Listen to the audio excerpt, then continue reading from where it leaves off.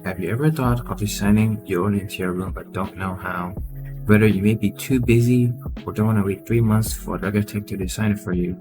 Well, in this video, I will show you how an AI can help you with that. Firstly, this AI will help you in designing your interior room. This can be a work office, or apartment, or even a school. After you have put in the dimensions of the floor plan into the AI, then you will be able to select different styles of interior. For example, modern, traditional, or minimalistic. The AI will also showcase and recommend colors, walls, windows, furniture, and many more.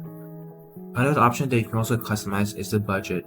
This will allow you to choose how much you want to spend on the design according to your finances. Moreover, in working places, AI can also design the layouts of the furniture to minimize the time to evacuate the building if there were to be a fire. So ideally, I would want this to be a program not only for the homeowners or businesses to be able to design their own living spaces, but also to be used as a tool that can assist architects so they can automate some parts of their work. For room structure design, we can use reinforcement learning paired with a pathfinding algorithm. This way, we can tune the parameters in a way to optimize the time for people to evacuate.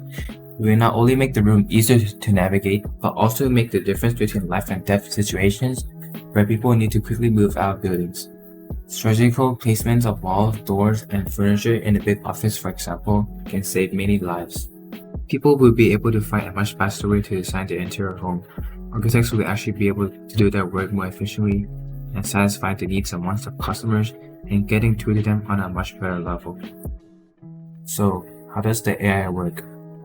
Basically, for the themes, furniture, and decorations, we can use unsupervised learning models like the Generative Adversarial Networks, or GAN for short.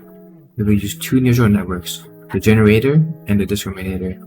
The generator creates the theme based on a given room structure, and the discriminator checks if the generated one resembles the training data or not.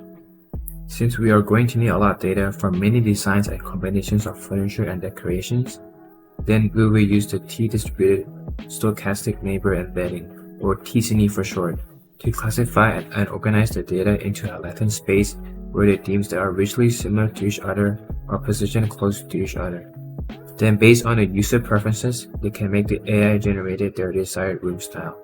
For example, the user can give a white and brown image, and then GAN can determine that the walls should be white, and that may really go well with the brown doors and wooden floors.